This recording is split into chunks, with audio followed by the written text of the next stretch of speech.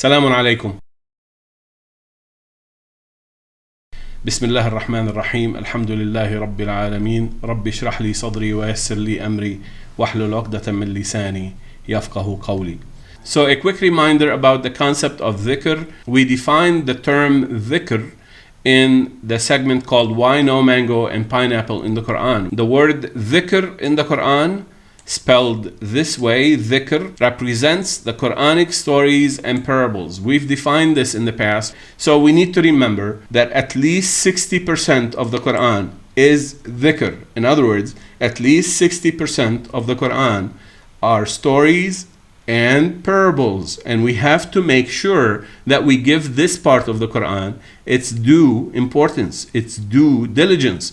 So now we go to 9 specific examples of methodological foundations related to the concept of dhikr as specified in the Quran. Finally, we come to number 9. This ayah has been so misunderstood and so misinterpreted in the past that we need to spend a considerable amount of time. So example 9 from Surah An-Nahl, وَمَا أَرْسَلْنَا مِن قَبْلِكَ إِلَّا رِجَالًا نُوحِي إِلَيْهِمْ فَاسْأَلُوا أَهْلَ الذِّكْرِ إِن كُنتُمْ لَا تَعْلَمُونَ بالبينات والزبر وأنزلنا إليك الذكر لتبين للناس ما نزل إليهم ولعلهم يتفكرون. So Allah subhanahu wa ta'ala says, none did we commission before you. وما أرسلنا من قبلك إلا رجالا نوحي إليهم, except humans to whom we enjoin, we instruct, we give wahi. Remember, wahi is the enjoinment, it's instructions. It is not just the method of revelation as they taught us. It's not. In the Quran, in the Abrahamic locution, it's the specific instructions. It's the actual content of the instructions.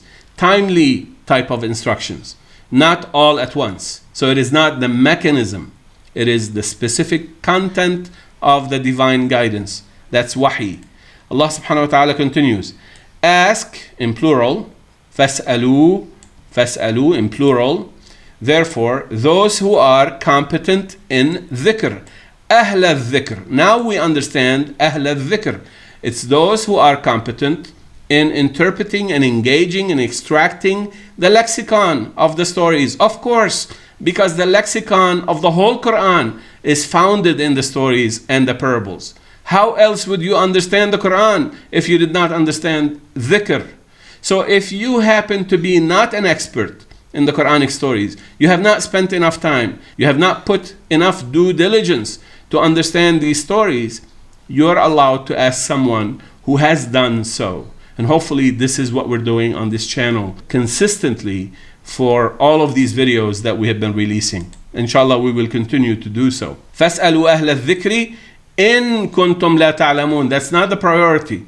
The priority is for you to do the work. If you don't know, then you're allowed, you're given permission to ask those who are considered experts in the Quranic stories. Again, which Quranic stories? Not the ones that are brought from the corrupted version of the Torah, not the ones that are brought from the Christians, not the ones that are based on the misinterpretation of the books of tafsir who used the poetry of the Arabs. That's not what we're talking about. We're talking about experts in extracting the meanings from within the Quran exclusively for these stories. Relying authoritatively on the Sultan, on the authoritativeness of what Allah subhanahu wa ta'ala deposited in the Quran. Then you're allowed to ask such people. Which means, the first question you should ask these people, what is your methodology? If he tells you, I learned such and such book, or I rely on the opinion of this and that person who have been dead for 1200 years, then that's not a methodology. He does not know how to engage a dhikr. He does not, or she does not know how to extract the divine lexicon from the dhikr of Allah subhanahu wa ta'ala that are deposited within the Quran. So Ahl al-Dhikr, those who are truly competent in al-Dhikr, dhikr of Allah subhanahu wa ta'ala. So ask you, in plural, therefore, those who are competent in dhikr, if you do not have the evidence-based knowledge.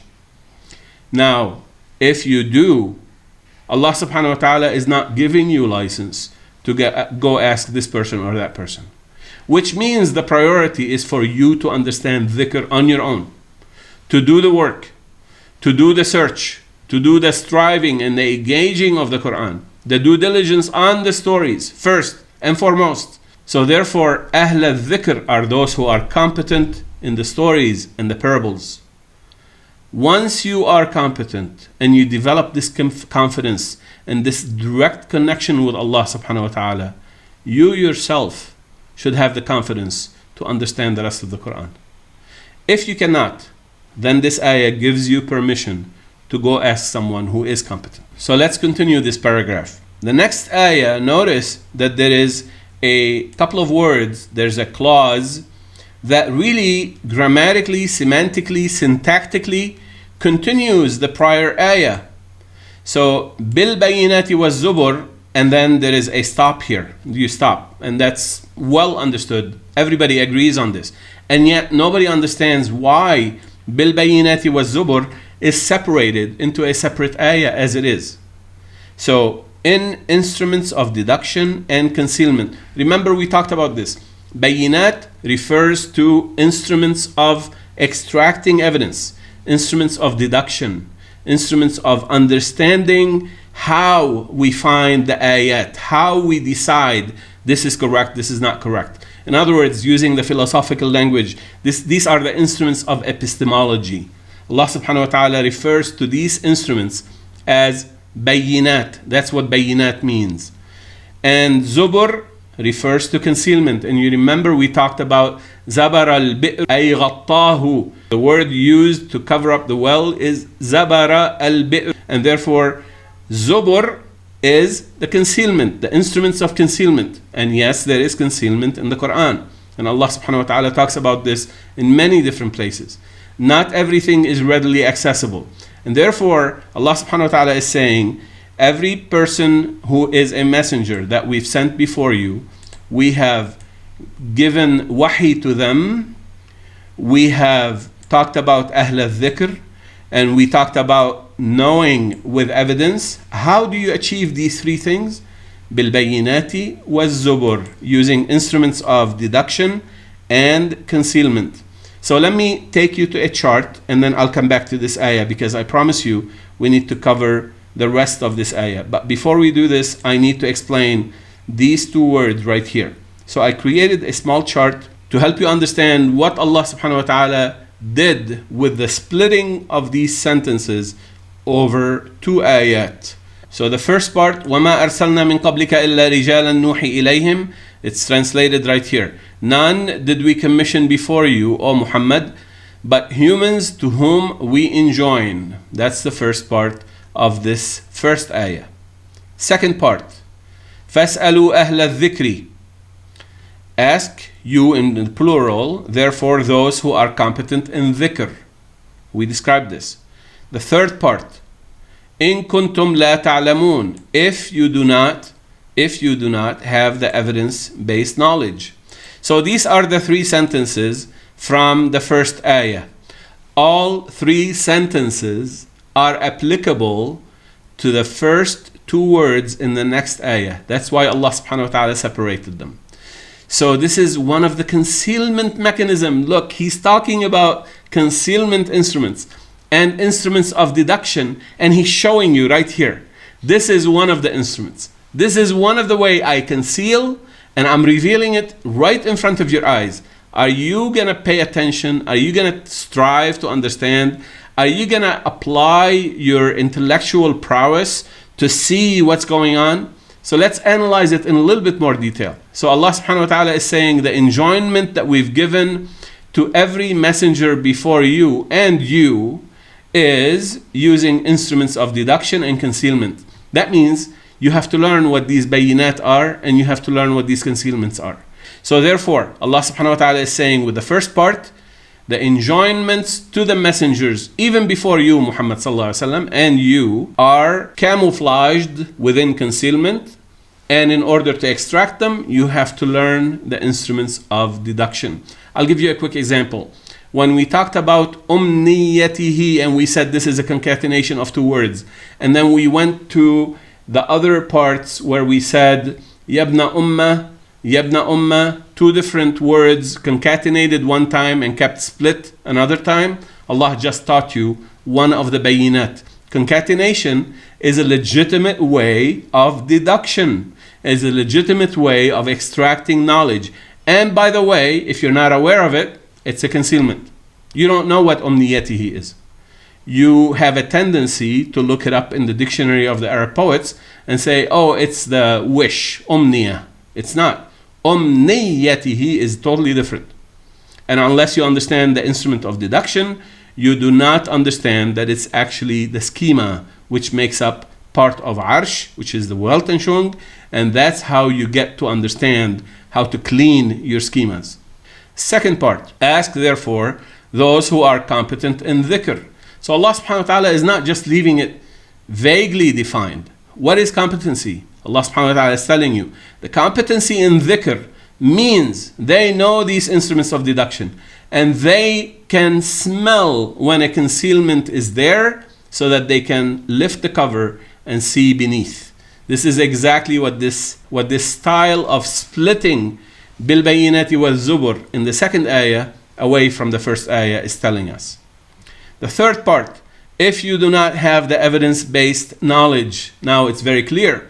If, on the other hand, you have taken the time to learn these instruments of deduction from the Quran and to extract all of these mechanisms and to see where there is concealment and not stop there at the superficial layer, Allah subhanahu wa ta'ala is telling you that's how you become knowledgeable in the evidences of the Quran. So if you have that evidence, you can do your own interpretation and feel comfortable and feel confident that Allah subhanahu wa ta'ala is giving you the guidance. If they don't give you the evidence in accordance with these instruments of deduction and concealment, then you should not accept their opinion, period. And that's why I enjoy when someone asks me, either using the email or using the comment stream, what is the evidence of this interpretation you're giving? Or how do we interpret this word? Or how do we extract this meaning from this story or this ayah or this clause? I enjoy it because that's part of the mission of this channel, to teach the instruments of deduction and the instruments of concealment. Of course, the whole thing will be published, inshallah, shortly, soon, in the book that we're working on. One last comment. It is very, very important to recognize that none of the Islamic institutions and the Islamic colleges and the Islamic universities and the ma'ahid and the madaris, all of those people who claim to be graduating scholars, none of them understand this ayah in the way I just described it to you. None of them is able to explain exactly what are the instruments of deduction and concealment that this ayah is referring to.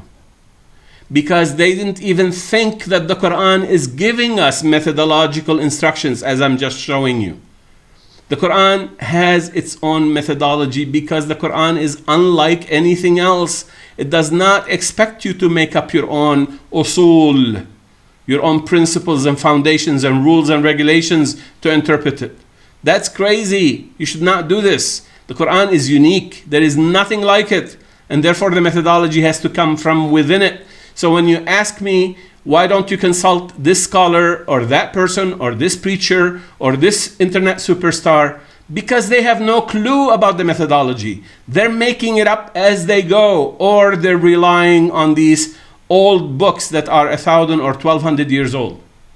There is no methodology in these books. They don't refer to the methodology of the Quran.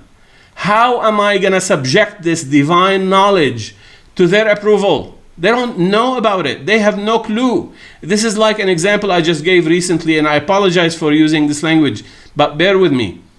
Imagine you come to a medieval doctor and you tell him, I feel that I have symptoms of what's called now diabetes, right? They didn't use the word diabetes. They refer to it as sukkari, or the disease of excessive sugar in the blood. How did the doctor of those days know that you have diabetes? And I apologize, but please bear with me.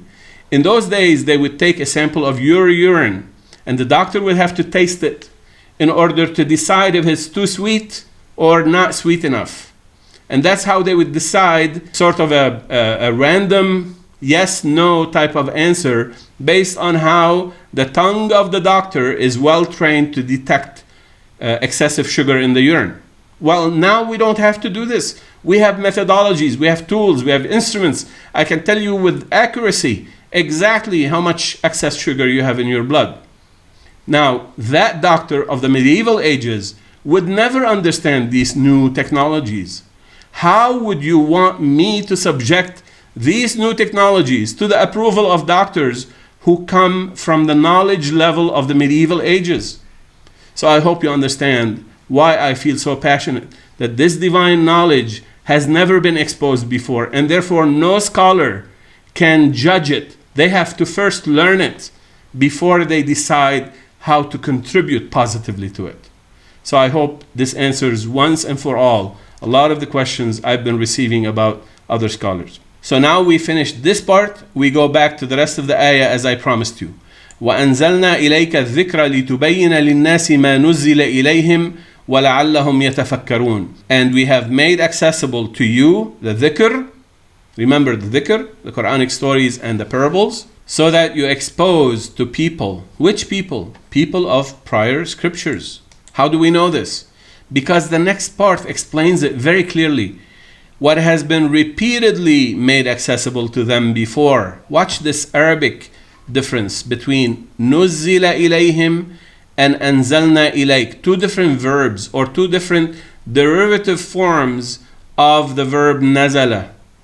أَنزَلْنَا, one time we have revealed to you. Allah subhanahu wa ta'ala is telling Prophet Muhammad sallallahu alaihi wasallam, we have made accessible to you.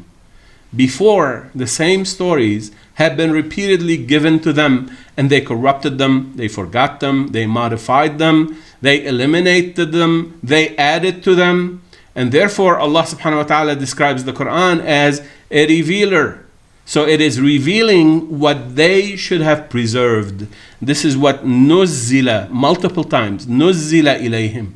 It has nothing to do with those who say that this part of the ayah proves that the Prophet ﷺ explained the Quran. Has nothing to do with this, because the word tubayyin is simply to expose. To expose. Bayyana, to expose, not to explain. So they're playing with the semantics and they're corrupting the semantics of the Quran when they say that this part of the Quran proves that the explanation has to come from Prophet Muhammad ﷺ and the companions and the tabi'een. Bogus. Not acceptable. This is not what this ayah is saying. This ayah is simply saying to expose. In another ayah, Allah subhanahu wa ta'ala tells us very clearly, إِنَّ هَذَا الْقُرْآنِ, this Quran, يَقُصُّ عَلَى بَنِي إِسْرَائِيل, reports in the form of stories to Bani Israel, أَكْثَرَ الَّذِي هُمْ فِيهِ يَخْتَلِفُونَ, the majority of what they used to debate and conflict about. Allah subhanahu wa ta'ala clarifies exactly what this means. To bayyina, to expose, to bring forth, to eliminate their confusion, to tell them, we have told you, Allah told you several times before about these stories, and once and for all, Allah subhanahu wa ta'ala is preserving them in the Quran, and this Quran, أنزلنا إليك الذكر, these stories in this Quran, for you to expose to them, to show them, to bring out, to make manifest everything they used to receive or they received multiple times, but they lost or deformed or corrupted, etc. This is what this part of the ayah is talking about. And that's why I said these two ayats are so important to understand them correctly, because if you understand them correctly, you will not be deluded by those who claim we have to have hadith, we have to have seerah, we have to have asbab al-nuzul, we have to have this, we have to listen to this person who died 1400 years ago or 1200 years ago or 1300 years ago. None of this from these ayat. These ayat are very clear, they're methodological ayat. They explain very clearly what Allah subhanahu wa ta'ala included in the Quran in the form of bayinat and zubur. Alhamdulillah alladhi hadana lihada وما كنا لنهتدي لولا أن هدانا الله لقد جاءت رسل ربنا بالحق. I thank you very much for watching. Assalamu alaikum.